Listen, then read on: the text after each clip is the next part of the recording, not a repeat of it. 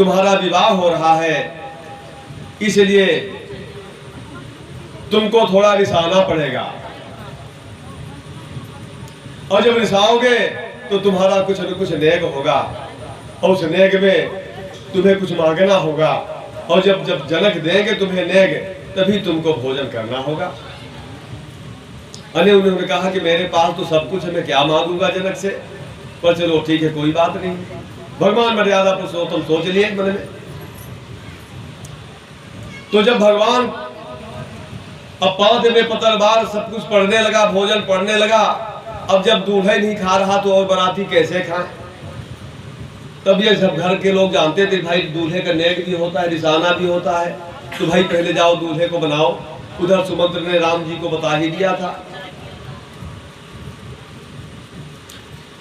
तब वहां की औरतें क्या सोचती हैं कि हो सकता है ये बड़े सात्विकी स्वभाव के भरे राजकुमार हैं, पर इनका जो स्वभाव दिखता है बड़ा सात्विकी दिखता है, और हमारे यहाँ जो भोजन बना हुआ है ये राजसी बना हुआ है, हो सकता है इनको सात्विकी भोजन करने वाले हों, अवधपुरी के हैं, और इनके पिता भी बड़े धार्मिक हैं, दशरथ के नाम से विख्यात हैं, सिद्धांतवादी हैं, चक्रवर्ती हैं, उनके सुपुत्र हैं। हो सकता है सात्विकी भोजन ही इनको पसंद हो, और हमारे यहाँ राजसी ठाड़ का भोजन बना हुआ है, और मैं इतना जल्दी यदि चाहूँ कि सात्विकी भोजन भी बना लूँ तो संभव है नहीं। इसलिए अब कैसा काम किया जाए कि राम भोजन करें, और जो भी इसमें मधुरता लाई जाए उसमें ऐसी मधुरता कर दी जाए कि इनको भोजन प्रिय लगने लगे। तो हम नारियों के पास मंगल गान तो होता है, तो मंगल गान करने लगी। तुझे मत देहि मधुर धुनि गारी, और ले नाम पुरुष अरु नारी।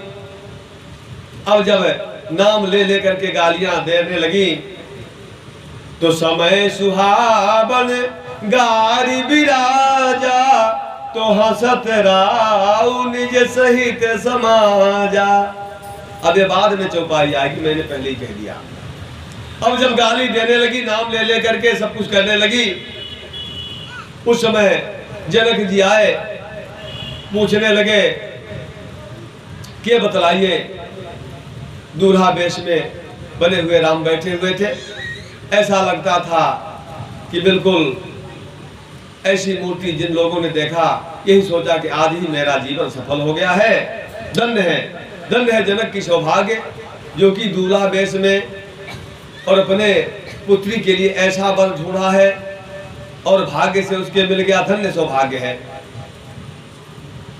तो क्या कहते हैं कि जेबत देहि मधुर धुनि गारी, और लई नाम पुरुष अरु नारी। अब उस समय जब जनक जी पूछने लगे बेटा तुम्हें क्या चाहिए, तो उनको ध्यान आ गया कि मंत्री सुमंत ने बतलाया था कि कुछ न कुछ नेग आपको मांगना होगा, और जनक जी को कुछ न कुछ देना होगा। तो मैं अब यहाँ जनक जी पूछते हैं कि बेटा राम क्या चाहिए, भोजन करो, तो मैं इनसे क्या मांगू? जनक जी कहा बेटा जो तुम्हारी इच्छा हो राम मांग लो, इसलिए तुम्हारा हक होता है, ये तुम्हारा नेग ही होता है मांगने का, मांग सकते हो। तो मर्यादा पुरुषोत्तम ने क्या कहा कि यदि नेग में देना है तो ये बतलाइए कि मेरा विवाह हो रहा है, तो बिना मांगे ही मुझे सब कुछ मिल जाएगा, और जनक जी खुद ही देंगे। लेकिन ये जो बराती आए हुए हैं बेचारे, इनको केवल भोजन भर मिलेगा, भोजन के अलावा तो कुछ मिलेगा नहीं।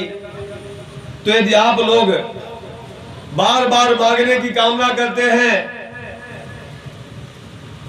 तो मैं यही मांगता हूं कि जिस प्रकार से मेरा विवाह यहां हो रहा है जनकपुरी में, तो जो मेरे साथी ये बारात में आए हुए हैं, जितने भी मेरे साथी कुमारे हों, इनका सबका विवाह यही जनकपुरी में हो जाए, मैं नेग में ही मांगता हूं। इसलिए कि भोजन भर तो मिलेगा बराती को, और क्या मिलेगा? विवाह तो केवल मेरा हो रहा, धन दौलत जो कुछ देना होगा जनक जी मुझे देंगे ही, तो मैं नेग में ही मांगता हूँ। मुझे हमारे पास सब कुछ है, इन बराती जो हमारे कुमारे ये साथी लोग आए हुए हैं, तो मैं यही नेग मांगता हूँ कि हमारे साथ इनका भी विवाह जनकपुरी में हो जाए। सब जितने थे घराती बराती हैं, सब लोग हंसने लगे और कहने लगे धन्य है मर्यादा पुरुषोत्तम राम, ये तो ऐसा नेक मांगे है कि आज तक कोई नहीं मांगा ऐसा नेक। वाह। उसी समय जब भोजन करने लगे, स्वीकार कर लिया, जनक जी ने कहा ठीक है ऐसा ही होगा। आपस में परामर्श किया कि अब कैसे क्या किया जाए।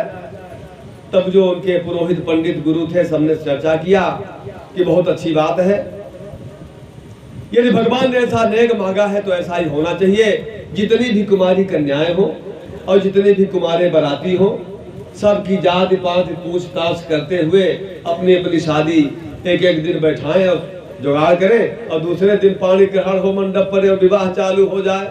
ऐसा ही क्रिया क्यों न कर दी जाए। धन्य।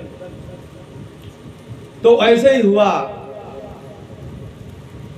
नित्य नूतन मंगलपुर माही, और निमिष सरिसे दिन जाति न जामिनी। अवध